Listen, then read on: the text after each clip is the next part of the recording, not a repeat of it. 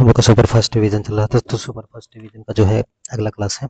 अगला क्लास जो है इसमें हम लोग पढ़ेंगे कि अपना चैप्टर है 7वां, जो कि है निर्देशांक ज्यामिति या कोऑर्डिनेट ज्योमेट्री। तो क्लास 9 में हम लोग थोड़ा बहुत पढ़ चुके हैं। 9 में क्या पढ़ चुके हैं कि अगर कोई भी निर्देशांक अक्ष होता है तो उसमें जो है दो रेखाएं होती हैं, दो लंबवत रेखाएं, जिसमें जो है एक क्षैतिज रेखा होती है जिसको एक्स अक्ष बोला जाता है, एक ऊर्ध्वाधर रेखा होती है जिसे वाई अक्ष बोला जाता है। जो जहाँ काटते हैं उसको मूल बिंदु कहा जाता है। मूल बिंदु का निर्देशांक 0,0 होता है। ये सब चीजें हो चुकी हैं, ठीक है। तो इसके आगे जो है हम लोग देखेंगे। इसके आगे में क्या है कि देखिए, सबसे पहला ये क्लास 9 का जो बेसिक हो चुका है, एब्सिसा और ऑर्डिनेट क्या होता है, ये तो क्लास 9 में हम बता चुके हैं, ठीक है। ये भुज क्या होता है, कोट क्या होता है, और निर्देशांक कैसे लिखा जाता है। तो अगर मान लीजिए कोई भी अपने पास 3,5 के रूप में कोई निर्देशांक दिया है, तो इसमें से जो पहला वाला होता है इसको भुज कहा जाता है, ठीक है। और दूसरा वाला जो होता है उसको कोटि कहा जाता है। मतलब जो एक्स वाला निर्देशांक होता है उसको भुज कहा जाएगा, वाई वाले को कोटि, ठीक है, या एब्सिसा बोला जाएगा, उसको ऑर्डिनेट बोला जाएगा। अब देखिए कि मान लीजिए कोई भी दो बिंदु है, ठीक है। एक है x1 कामा y1 और दूसरा x2 कामा y2 या y2। तब इनके बीच की दूरी जो होती है, बीच की दूरी हमेशा, देखिए, कुछ लोग बताएंगे कि पहले में से दूसरे को घटाइए, कुछ बोलेंगे दूसरे में से पहले को घटाइए, तो उसका कंफ्यूजन नहीं लेना। देखिए, चूंकि x2 माइनस x1 या x1 माइनस x2, इसका जब स्क्वायर करेंगे तो बात तो बराबर आ जाएगी। जैसे हम बोले नहीं 2 माइनस 3 लिखो, आप बोले नहीं 3 माइनस 2 हम लिखेंगे। इसका जब ऐसे है तो इसका अंतर है, लेकिन जब स्क्वायर कर देंगे तो फिर दोनों क्या हो जाएगा, बराबर। तो इसका मतलब इसका टेंशन नहीं लेना है कि पहले क्या है बाद में क्या है। दोनों में से कोई एक पहले होगा, दूसरा बाद में होगा। मतलब कि अगर कभी भी पूछेगा कि बिंदु x1 y1 कामा x2 कामा y2 के बीच की दूरी, तो इसको बोलेंगे पी क्यू। बराबर में अगर पी और क्यू है बिंदु, तो पी क्यू बराबर root under x2 minus x1 का whole square plus y2 minus y1 का होल स्क्वायर। इसकी जगह पे आप लोग उल्टा भी बोल सकते हैं कि x1 माइनस x2 का whole square plus y1 minus y2 का होल स्क्वायर, ठीक है। अब देखिए, जैसे मान लीजिए कि एक बिंदु था 0,3 और दूसरा था 4,0, तो सिंपल इसका लिखने का तरीका यही होता है, इसको x1 लिखेंगे, इसको y1, इसको x2, इसको y2। अब फार्मूले में रखेंगे under root x2 minus x1, मतलब 4 का माइनस में 0 इसका स्क्वायर प्लस 0 माइनस 3 इसका स्क्वायर। तो यहाँ पे रूट अंडर 4 का स्क्वायर 16 और प्लस माइनस 3 का स्क्वायर 9 बराबर रूट अंडर 25 बराबर में प्लस माइनस 5 इकाई, ठीक है। तो इकाई और यहाँ पे प्लस माइनस, तो जब भी यहाँ पे निकलेगा ना तो हमेशा जो है दूरी हमेशा धनात्मक ही होती है, दूरी ऋणात्मक कहाँ होती है। तो इसलिए दूरी हमेशा कैसे होगी, धनात्मक, पॉजिटिव होगी, ठीक है। और दूसरा कि अगर मान लीजिए दूसरा जो ये फार्मूला है इसके लिए टेंशन नहीं लेना है, वही है पहला वाला ही फार्मूला है। उसमें क्या किया गया है, देखिए, अगर मान लीजिए कि हम बोले नहीं कि एक बिंदु है एक्स कामा वाई, दूसरा है 0,0, तो इसको मान लेते हैं x1 कामा y1, इसको मान लेते हैं x2 कामा y2, ठीक है।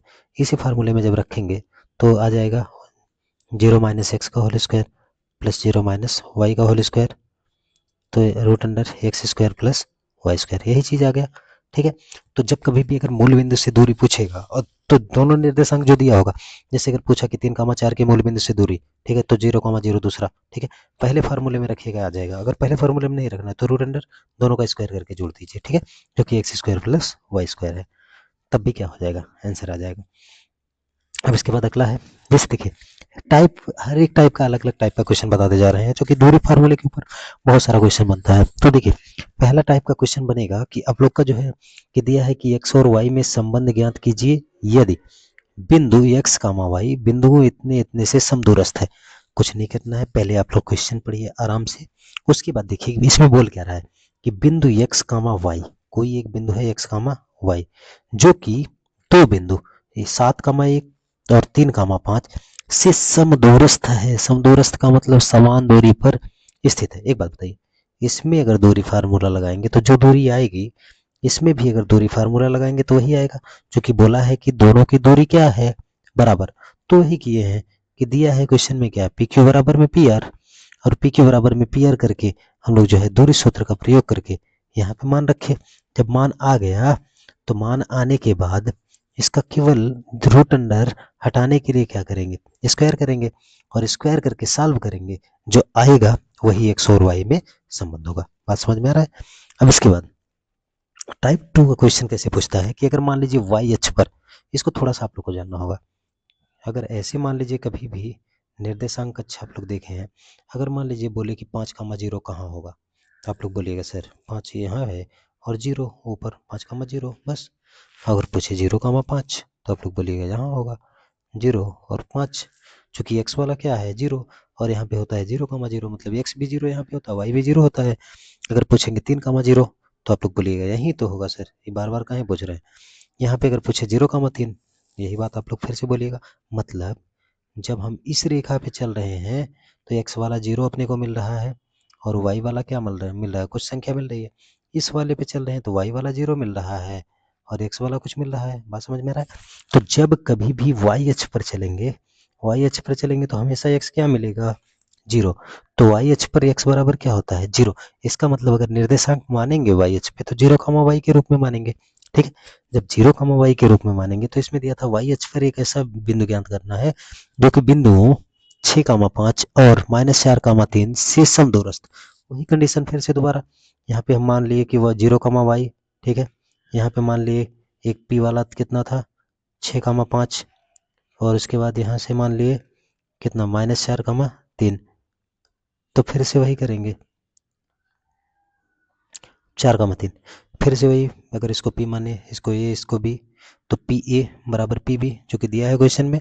दोनों का दूरी फार्मूला ऐसे लगाएंगे ऐसे, ठीक है। और लगाने के बाद फिर क्या करेंगे स्क्वायर करेंगे तो y का मान निकल जाएगा। बात समझ में आ रहा है ना? ठीक है। और तीसरा टाइप पूछता है कि अगर मान लीजिए कि अपने को यही देगा, यही चीज़ अभी बताया ऊपर में कि क्या हुआ था कि अब जब इधर हम लोग एक्स पे चल रहे थे, एक्स वाले पे जब ऐसे चल रहे थे तो इस पे क्या मिल रहा था 5,0 जीरो 3,0, मतलब वाई वाला क्या मिल रहा था 0। तो अगर ये एक्स अक्ष पर चलेंगे तो वाई क्या होगा 0, मतलब बिंदु कैसा होगा x,0 के रूप में। अब फिर से देखिए x,0 मिल गया और दे दिया दो दूरी 2,-5 और -2,9। फिर से वही वही करना है क्योंकि दूरी बराबर दिया है ना समदूरस्थ। समदूरस्थ का मतलब बराबर दूरी। तो इसमें एक बार दूरी सूत्र, इसमें एक बार दूरी सूत्र, दोनों को बराबर करना है, स्क्वायर करना है, ऐसे सॉल्व करना है। ठीक है, फिर भी अगर डाउट रहेगा तो आप लोग कमेंट कीजिएगा, तब फिर से अलग एक वीडियो छोटा सा बना करके डाल देंगे। अगर बन जाएगा तो कोई दिक्कत नहीं है। नेक्स्ट टाइप में चलेंगे। अगला जो है, अगला है विभाजन सूत्र या जो है सेक्शन फार्मूला। विभाजन सूत्र का मतलब क्या है, देखिए जब कभी भी अगर मान लीजिए कि हम बोले एक रेखाखंड है, ठीक है, यहाँ पे बीच में कोई एक बिंदु है जो कि इसको 2:3 में विभाजित कर रहा है। इसका मतलब कि अगर पूरा जो है मान लीजिए 3, 2, 5, मान लीजिए पूरा 10 सेंटीमीटर है, 10 सेंटीमीटर का है और इधर 4 सेंटीमीटर बच रहा है, इधर 6, तो अनुपात निकालेंगे तो क्या मिल जाएगा 2:3।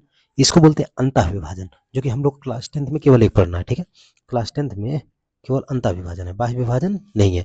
ठीक है, तो अगर बाह्य विभाजन, अंतः विभाजन केवल पढ़ना है, बाह्य विभाजन नहीं है। अगर बाह्य विभाजन मान लीजिए पूछेगा तो बाह्य विभाजन में कुछ नहीं होता, केवल यहाँ जहाँ माइनस है ना वहाँ प्लस हो जाता है, और प्लस जहाँ वहाँ माइनस हो जाता है, बाकी और कुछ नहीं होता है। तो अगर मान लीजिए कि ऐसा दिया है कि अंतः विभाजन में कि कोई बिंदु है a(x1,y1) और b(x2,y2), उसको जोड़ा जा रहा है एक रेखाखंड से, ठीक है, मतलब ये यहाँ है, बी यहाँ है, और वहाँ पे जो है कोई बीच में है एक पॉइंट जो कि इसको यम अनुपात n में विभाजित कर रहा है। तब ध्यान दीजिएगा, अगर यहाँ x1,y1 है, यहाँ x2,y2 है, तब क्या होता है ना कि यम का गुणा करते हैं इसके साथ में जब x निकाला जाता है। x वाला निकालने के लिए यम x2 प्लस यन x1 बटे में दोनों को जोड़ना है, यम प्लस यन। जब y वाला लिखेंगे तो यम y2 प्लस यन y1 बटे में यम प्लस यन। ठीक है, इसको कब करेंगे, जब हम लोग को ऑब्जेक्टिव क्वेश्चन करना होगा, मतलब 2 नंबर वाला जब क्वेश्चन रहेगा। अगर मान लीजिए कि हमसे पूछा नहीं कि आप एक काम कीजिए ना, आप बताइए जो है कि अगर कोई भी एक रेखाखंड है, ठीक है, उसको जो है किस अनुपात में विभाजित करेगा, या जो है जैसे यहाँ पे दिया है, तो इसमें क्या करेंगे हम लोग कि अगर एक माना जाता है λ/1, m/n मान करके करना है 2 नंबर वाले क्वेश्चन को। ठीक है, जरूरी नहीं है λ/1 भी मान के कीजिएगा हो जाएगा। अगर मान लीजिए λ/1 मानिएगा, समस्या क्या है, देखिए यहाँ पे m और n दो चर हो गए, दोनों चर का मान निकालना होगा जब हमको निकालना होगा। लेकिन λ/1 में क्या है कि एक चर है और दूसरा अचर है, तो केवल लैम्डा का मान आएगा, तो इस सिंपल तरीके से हो जाता है। तो जो ऑब्जेक्टिव में मानेंगे तो कुछ नहीं, यम अनुपात n को ही क्या कर लेंगे λ/1 मान लेंगे, यम को लैम्डा मान लेंगे और n को क्या मान लेंगे 1 मान लेंगे। ठीक है, और उसके बाद सॉल्व करेंगे, जो भी लैम्डा का मान आएगा वही आ जाएगा अनुपात। ठीक है, जैसे मान लीजिए लैम्डा का मान आ गया 3/2, लैम्डा का मान आ गया 3/2। ठीक है, तो λ/1 का मान क्या आ जाएगा 3/2 अनुपात में 1, तो इसमें 2 से गुणा करेंगे तो 3/2, ठीक है, यही आ जाएगा। तो ऐसे करके आप लोग निकालिएगा। बाकी ऑब्जेक्टिव क्वेश्चन हम बोल रहे हैं, क्वेश्चन जब सॉल्व कराएंगे उसमें सब ये सब बताते जाएंगे। और दूसरी, अगर मान लीजिए कि ऐसा है, हम बोले कि ऐसा 2 पॉइंट दिया था जिसको लाइन बनाए, यहाँ पी था जो कि 2:3 में विभाजित कर रहा था। अगर ये अनुपात दोनों बराबर हो जाए, दोनों अनुपात बराबर होने का मतलब कि यहाँ 3 हो जाए, यहाँ भी 3 हो जाए, तो दोनों कैंसिल आउट हो जाएगा, 1:1 बन जाएगा। और 1:1 बनने का मतलब कि m का मान भी 1 हो गया, n का मान भी क्या हो गया, 1 हो गया। अगर m और n का मान 1 हो जाएगा तो इसका मतलब यहाँ पे 1 रखेंगे, यहाँ पे 1 रखेंगे, तो जब दोनों जगह पे 1 रखेंगे तो यहाँ पे क्या बन जाएगा, यहाँ बन जाएगा 1 x2 प्लस x1 और बटे में 2, 1 प्लस 1, यहाँ पे भी वही y2 प्लस y1 बटे में 1 प्लस 1 2, ठीक है। तो वही चीज़ है कि अगर m अनुपात n 1:1 हो जाए तब बनता है अपने पास मध्य बिंदु फार्मूला। मध्य बिंदु फार्मूला का मतलब कि कोई दो बिंदु हैं a और b जो कि x1, y1 है और x2, y2 है, ठीक है। तब इनके मध्य बिंदु में, तब इनके जो बीच में बिंदु स्थित है उसका निर्देशांक होता है, दोनों को x वाले को जोड़ेंगे बटे 2 और कामा y वाले को जोड़ेंगे और बटे में 2, जो कि यहाँ पे है, ठीक है। अब मध्य बिंदु के ऊपर भी कुछ टाइप का क्वेश्चन पूछता है। जैसे मान लीजिए अगर आपको पूछेगा, अब देखिए कुछ एग्जाम्पल के टाइप बनेंगे, बना दिए जाके सिंपल रहे आप लोग को समझ में आए। जैसे देखिए यहाँ पे दिया है कि बिंदु 4, 6 बिंदु इतना कामा इतना को जोड़ने वाले रेखाखंड को किस अनुपात में विभाजित करेगा। अब देखिए अगर सब्जेक्टिव पूछा या अनुपात n मानिए, अगर ऑब्जेक्टिव पूछा λ/1 मानिए और लैम्डा का मान निकालिए। जैसे देख लीजिए, एक हम बता देते हैं, ठीक है, वैसे वीडियो लंबा हो जाएगा इसलिए जो है आप लोग को क्वेश्चन नहीं बता रहे हैं, केवल कॉन्सेप्ट का रिवाइज करवा रहे हैं। देखिए अगर मान लीजिए इसको हम मान लिए कि λ/1, ठीक है, तो अपने पास पॉइंट आ जाएगा लैम्डा इंटू 3 लैम्डा और माइनस में 6 और बटे में λ+1। दूसरा आ जाएगा लैम्डा इंटू -8, तो -8 लैम्डा और प्लस का 10 और बटे में λ+1, ठीक है। अब बोल रहा है कि बिंदु 4, 6, इसका मतलब ये वाला बिंदु 4 है, ये वाला 6 है, तो यहाँ से हम निकालेंगे 3 लैम्डा -6 और बटे में λ+1 बराबर में क्या, -4। तो यहाँ से 3 अगर कॉमन लेंगे या 3 लैम्डा -6 बराबर माइनस का 4 लैम्डा और माइनस का 4, ठीक है। माइनस का 4 जब बनेगा तो इसका मतलब जो है लैम्डा को इधर ले आएंगे तो बन जाएगा 7 लैम्डा बराबर में -4 और प्लस में 6, तो बनेगा 2। तो लैम्डा बराबर कितना आ जाएगा, 2/7। अगर लैम्डा 2/7 आ गया, लैम्डा का मान कितना आ गया, 2/7, तो इसका मतलब λ/1 कितना हो जाएगा, 2 अनुपात या 2/7 और अनुपात में 1, 7 से गुणा करेंगे तो बन जाएगा 14 और अनुपात में कितना, 7। बात समझ में आ रहा है, या 2:1, ठीक है। तो ऐसे आप लोग निकाल सकते हैं। अगर ऑब्जेक्टिव में पूछा है तो ये सिंपल तरीके से हो जाएगा। अगर सब्जेक्टिव पूछा है तो दोनों देखिए वहाँ पे हम एक को m मानिए, एक को n मानिए, या अगर ऐसे ही बनाइएगा आप लोग ऑब्जेक्टिव में भी तो भी कोई दिक्कत नहीं है, उसमें भी मिल जाएगा। अब देखिए तीसरा टाइप, जो टाइप 2 का क्वेश्चन है उसमें दिया है कि कोई दो बिंदु है, ठीक है, 2, -2 और जो है -7, 4, उसको जोड़ने वाले रेखाखंड को समत्रिभाजित, ध्यान दीजिए, समत्रिभाजित का मतलब कि अगर ऐसा रेखाखंड है, हम बोले इसको 3 बराबर भागों में बांट दो, तो ऐसे ऐसे ऐसे आप लोग कीजिएगा ना, तो इसको समत्रिभाजित बोलेंगे। समत्रिभाजित का मतलब 3 बराबर भागों में बांटना, ठीक है। अब देखिए जो इतना वाला भाग, इतना वाला भाग, इतना वाला भाग, तीनों एक दूसरे के बराबर है, तो इसका मतलब है कि ये भी एक है, ये भी एक है, ये भी एक है, ठीक है। तो अगर इस बिंदु को हमको ज्ञात करना है तो इस बिंदु के लिए इधर तो 1 है लेकिन इधर कितना है, 2, तो इसका मतलब यहाँ पे हम लोग लगाएंगे 1:2 अंतःविभाजन, ठीक है। अगर यहाँ पे निकालना है तो इधर कितना है, 2, 2:1 अंतःविभाजन, फार्मूला लगा के सॉल्व कर लेंगे। बात समझ में आ रहा है। नेक्स्ट टाइप में जो है, नेक्स्ट टाइप है कि अगर जो है कोई भी दो बिंदु को जोड़ने वाले रेखाखंड वाई अक्ष, अब देखिए सुनिए, पूछ रहा है वाई अक्ष किस अनुपात में विभाजित करता है। अभी आप लोग को बताए थे शुरू में कि वाई अक्ष इसको बोलते हैं, एक्स अक्ष इसको बोलते हैं, वाई अक्ष ऐसे कुछ होगा, वाई अक्ष पर हमेशा एक्स क्या होगा, 0, मतलब 0, y के रूप में कोई बिंदु होगा। तो वही लिखे हैं कि हम जानते हैं कि वाई अक्ष पर एक्स क्या होता है, 0, और बिंदु 0, y के रूप का होगा। और अगर 0, y के रूप का होगा तो इसमें दिया है कि निर्देशांक भी ज्ञात करना है कि किस अनुपात में विभाजित करता है। देखिए कुछ नहीं, आपको जो है सबसे पहले लैम्डा रेज़ टू 1 मानना है। जब मानिएगा, निकालिएगा, तो आपको कुछ निर्देशांक ऐसे मिलेगा, एक में लैम्डा करके कुछ-कुछ मिल जाएगा, कॉमा करके कुछ मिलेगा, ठीक है? तो इससे अपने को मतलब नहीं, इसको बराबर में 0 पुट करेंगे, क्योंकि अगर ये y अक्ष पर है तो x बराबर क्या आएगा? 0। जब ये 0 करेंगे तो लैम्डा का कुछ मान आ जाएगा, जो लैम्डा का मान आएगा वही जो है इधर वाले में रख देंगे तो y वाला आ जाएगा, ये वाला 0 हो जाएगा, तो इसका मतलब दोनों निर्देशांक अपने को मिल जाएगा। अब इसके बाद चौथा टाइप है कि यदि किस बिंदु -5, -6 और 5, 6 को जोड़ने वाले रेखाखंड को x अक्ष के अनुपात में, वही है, सिमिलर क्वेश्चन है, केवल देखिए पिछली बार y अक्ष पे था तो x 0 हो गया था, अब की बार x अक्ष पर है तो y क्या हो जाएगा? 0। और y 0 होने का मतलब कि x, 0 के रूप में फिर से वैसे ही ज्ञात करेंगे, दोनों लैम्डा के रूप में आएंगे कॉमा करके। तो अब की बार इसको 0 पुट करना है, यहाँ से 0 पुट करके लैम्डा का मान ज्ञात करेंगे और जो आएगा यहाँ रखेंगे तो वही निर्देशांक अपने को मिल जाएगा। अब देखिए समांतर चतुर्भुज। समांतर चतुर्भुज का मतलब जब क्लास 9th में भी हम लिखाए थे, फिर भी सुन लीजिए कि समांतर चतुर्भुज एक ऐसा चतुर्भुज होता है जिसकी आमने सामने की भुजाएं बराबर होती हैं। आयत आप लोग जानते हैं ना, आयत को जब हल्का सा टेढ़ा कर दीजिए, ठीक है, तब बन जाता है समांतर चतुर्भुज। समांतर चतुर्भुज की आमने सामने की भुजाएं एक दूसरे की क्या होती हैं? बराबर होती हैं, समांतर भी होती हैं, ठीक है। इधर भी दोनों बराबर होती हैं और समांतर भी होती हैं। आमने सामने के कोण एक दूसरे के बराबर होते हैं, 90 डिग्री के नहीं होते, पहले बता रहे हैं। इधर भी आमने सामने के कोण एक दूसरे के क्या होते हैं? बराबर। विकर्ण एक दूसरे के बराबर नहीं होते हैं। विकर्ण एक दूसरे को समद्विभाजित करते हैं, मतलब बराबर भागों में बांटेंगे, समद्विभाजित करेंगे, लेकिन 90 डिग्री पर नहीं करते हैं, ठीक है। मतलब विकर्ण एक दूसरे को समद्विभाजित करेंगे। और दूसरा क्या होता है कि अगर कभी समांतर चतुर्भुज होता है ना, तो ये वाला एंगल और ये वाला एंगल दोनों हमेशा मिलकर के 180 डिग्री बनाएगा, और ये वाला एंगल, ये वाला एंगल दोनों हमेशा मिला के क्या बनाएगा? समपूरक, ठीक है। दोनों 180 डिग्री बनाएगा। तो इतना बेसिक सा प्रॉपर्टीज है, ठीक है। तो इतना आप लोग रिवाइज कर लीजिएगा, क्लास 9th में वैसे हम पहले बता चुके हैं। तो अब देखिए लास्ट टॉपिक जो अपना है ना, वो है एरिया ऑफ ट्रायंगल या त्रिभुज का क्षेत्रफल। त्रिभुज का क्षेत्रफल क्या है कि अगर मान लीजिए कोई त्रिभुज अपने को दिया है और इसका शीर्ष दिया है x1, y1, x2, y2, और उसके बाद जो है x3, y3, ठीक है। अगर ऐसा दिया है ABC करके, तो सिंपल सा फार्मूला आपको याद करना है, 1/2 x1, पहले x1 रखना है तो ब्रैकेट में y2 माइनस y3, मतलब 1 2 3, फिर 2 3 1, फिर 3 1 2, ठीक है। तो यही सर्कल में 1 2 3 ऐसे घूमते जाना है, एक एक करके राउंड करते हैं हम, ठीक है। तो x1 है तो y2 minus y3 plus x2 है तो क्या हो जाएगा? y3 माइनस y1, ठीक है।